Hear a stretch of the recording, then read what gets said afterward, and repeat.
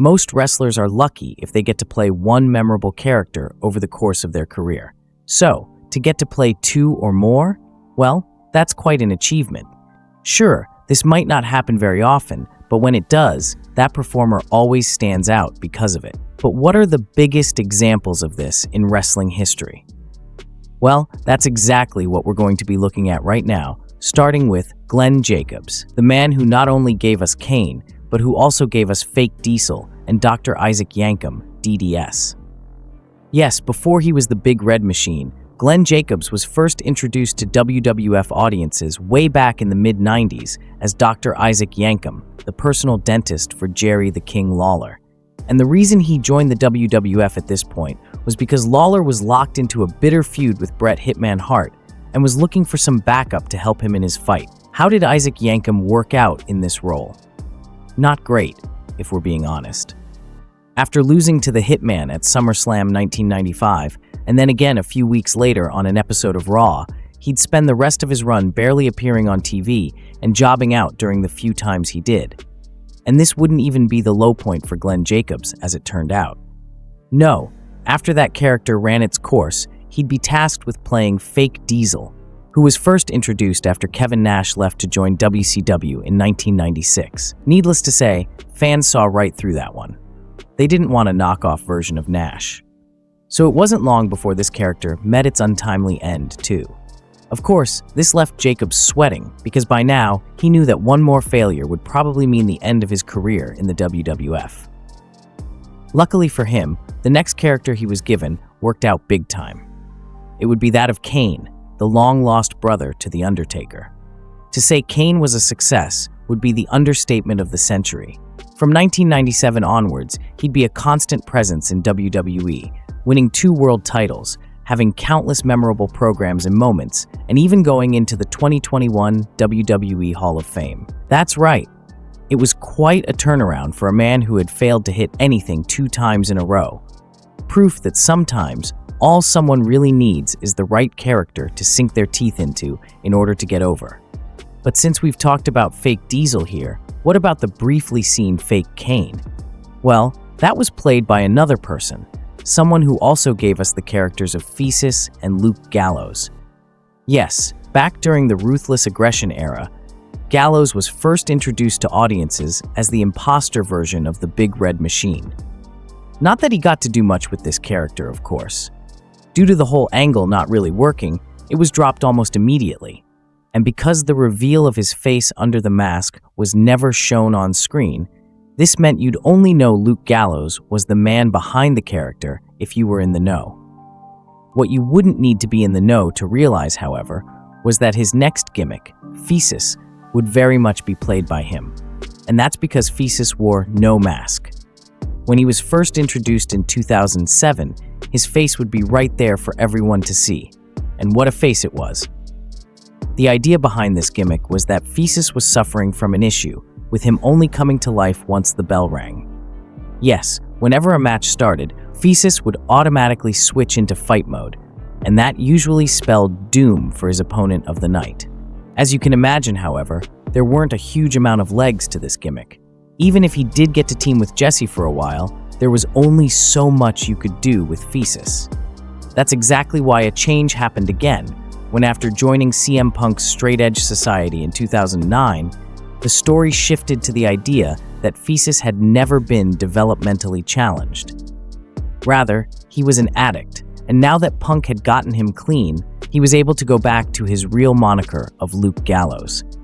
This has proven to be a character which has stuck for him in the years since. Whether working in WWE, TNA, AEW, or even in New Japan as part of the Bullet Club, Andrew Hinson has kept the Gallows name. And he is not the only former Bullet Club member who has worked under multiple different names in WWE either. No, the same exact thing could be said about our next subject too, the man alternatively known as Tangaloa and Camacho.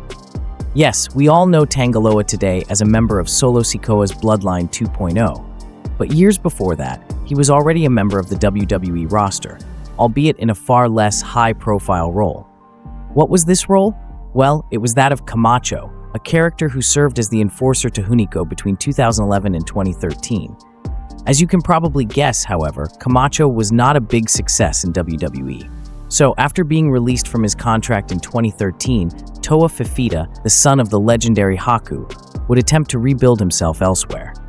This eventually led to him joining his brother Tanga in New Japan, where the pair became early members of the Bullet Club.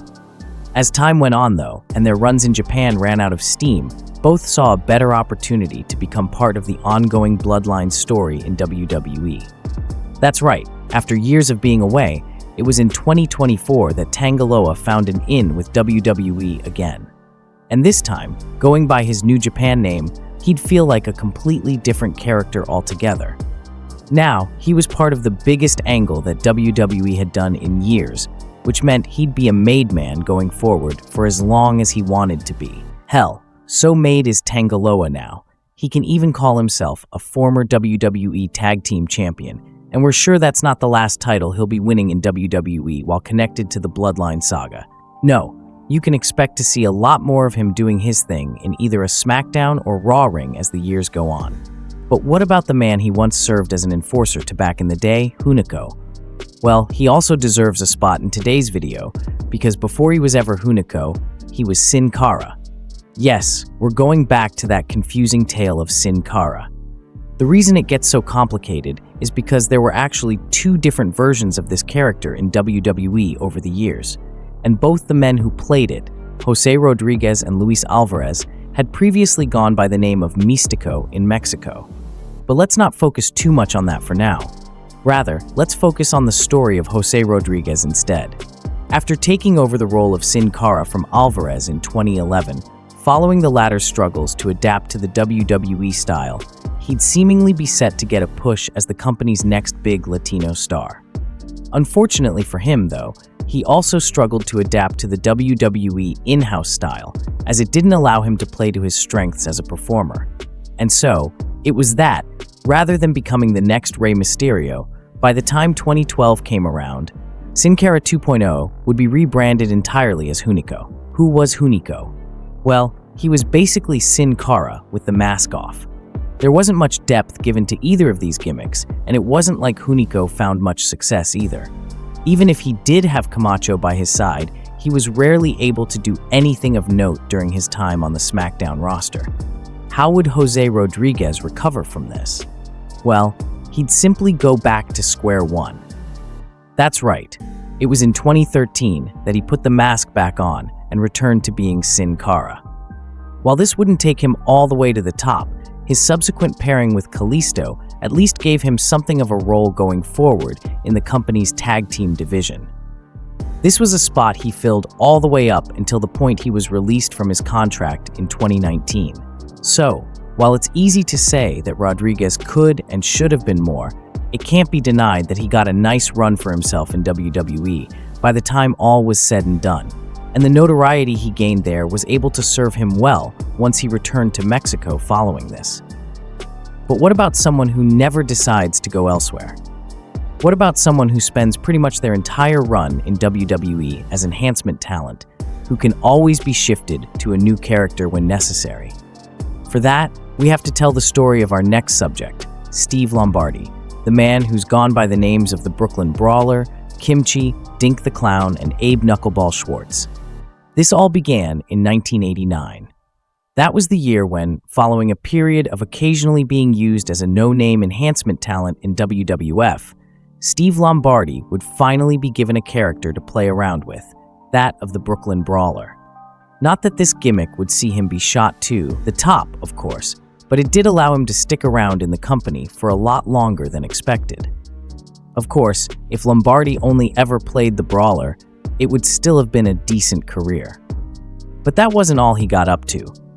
He was also given the role of managing a number of other characters, including Kimchi, who was the supposed manager of the Orient Express and helped them out during their feuds with the Rockers, and even Dink the Clown. In this case, he was the original version of the character before that role was eventually taken over by someone else. And then there was Abe Knuckleball Schwartz, which was a very out-of-place gimmick for Lombardi.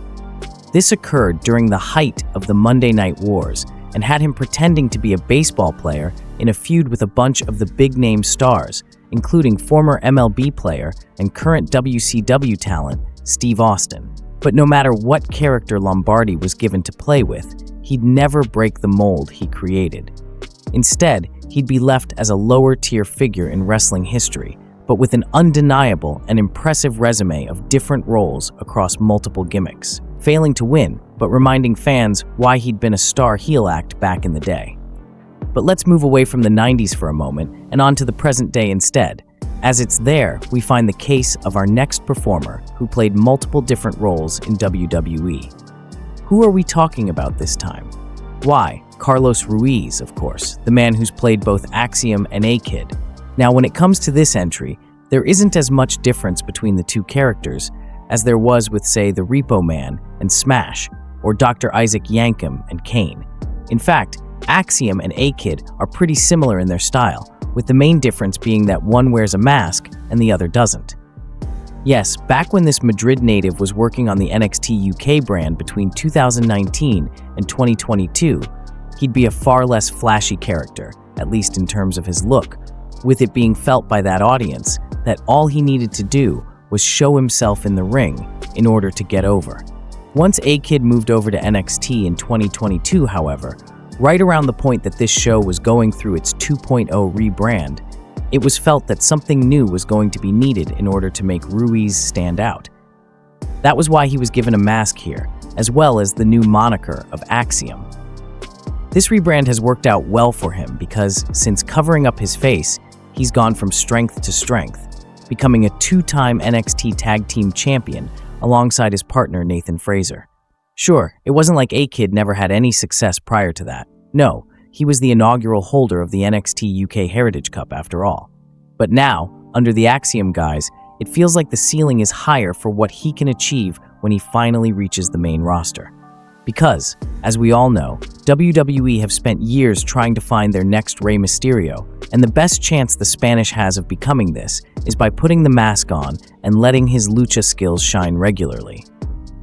Will Axiom ever reach the heights of Rey Mysterio? That remains to be seen. One person we'll sadly never see him lock horns with, once he inevitably makes the main roster, however, will be our next subject, as he tragically passed away in 2023. Before that, though, Wyndham Rotunda was known for giving us the character of not only Bray Wyatt, but also Husky Harris. That's right, it's easy to forget now, but before he ever found success as the Eater of Worlds, Wyndham Rotunda was a struggling rookie, one who first got noticed by a WWE audience on Season 2 of NXT, back when it was in its game show format. This appearance eventually led to him having a direct pipeline towards joining the main roster in 2010, and there, becoming a member of the Nexus. Needless to say then, this period was not a success for the Florida native overall.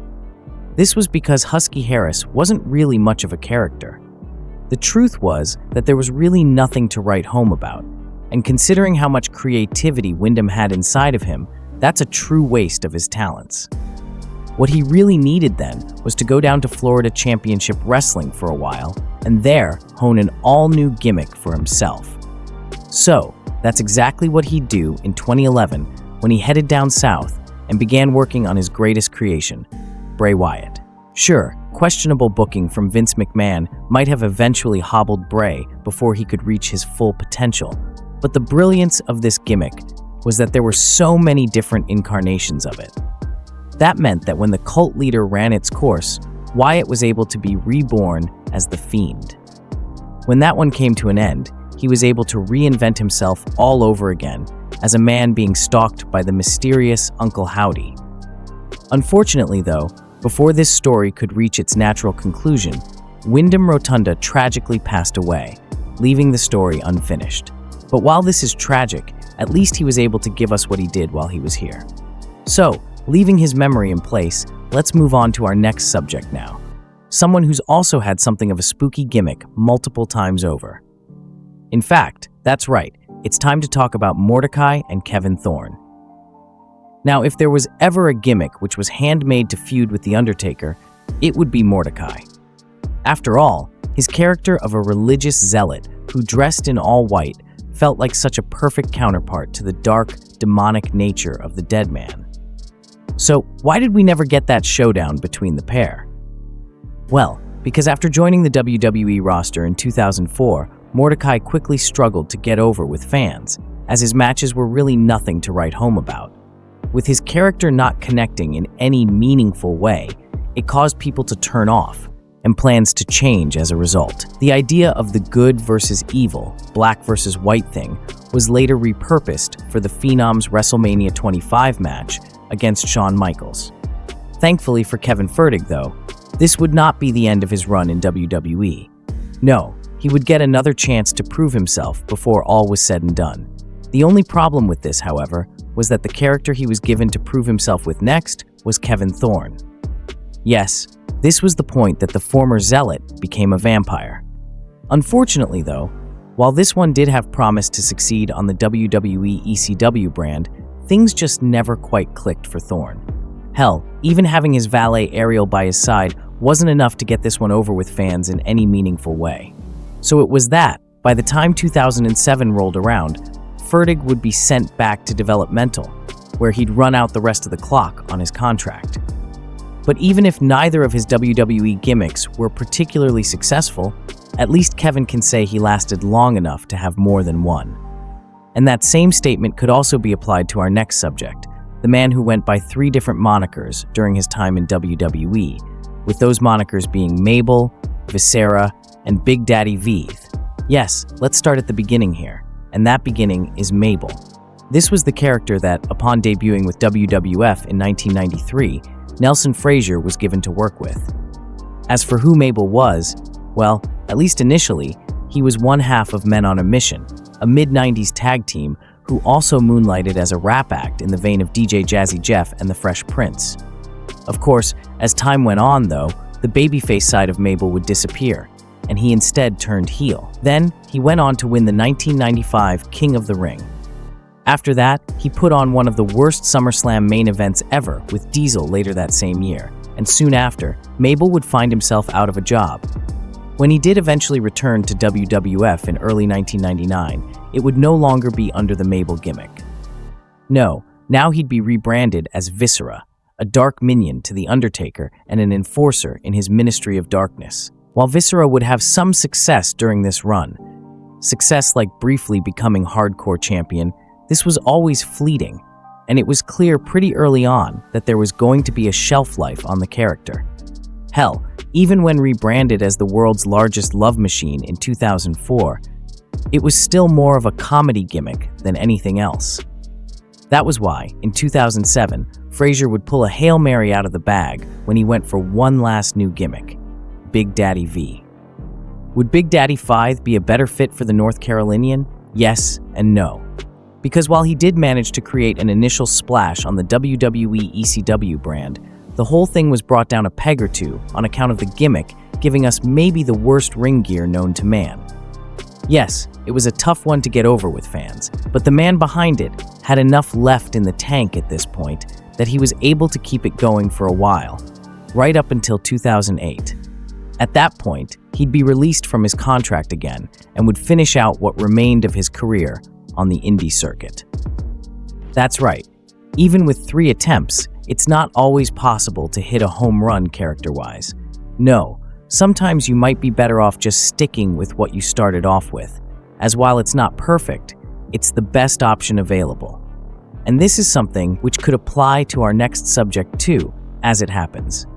The man who started out as Jim the Anvil Neidhart and who later became, well, of course, we all know who Jim the Anvil Neidhart is, if for no other reason than he was the man who served as Bret Hitman Hart's tag partner back during the 80s when they were going by the name of the Hart Foundation.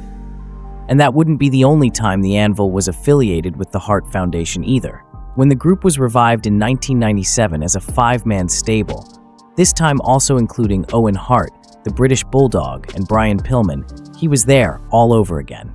Sure, outside of these runs, he might not have had a huge amount of success in WWF, but that doesn't mean he isn't still fondly remembered for playing the role. One role he's not so well remembered for today, however, came in 1996, as that was when he briefly played the character of Who. Who was who? Well, it basically was meant to be a bad take on that old who's on first Abbott and Costello joke. And as you can probably guess, this went over like a lead balloon with audiences during the mid-90s. Still, given that his face was hidden behind a mask here, it meant some fans were never aware that Neidhart played this role. And that meant that when he returned to being the Anvil 1 year later, he didn't have that albatross around his neck. No, he was pretty much able to escape from any embarrassment and carry on his career with no real negative repercussions. Something which isn't always possible when you have multiple different characters over the course of your run. Of course, some of the other people we've looked at today know how that feels, and some of the others thankfully don't. Either way, whatever the quality of their gimmicks, they all have one thing in common. They were people who could not be contained by one character alone. No, they had to become multiple men before all was said and done.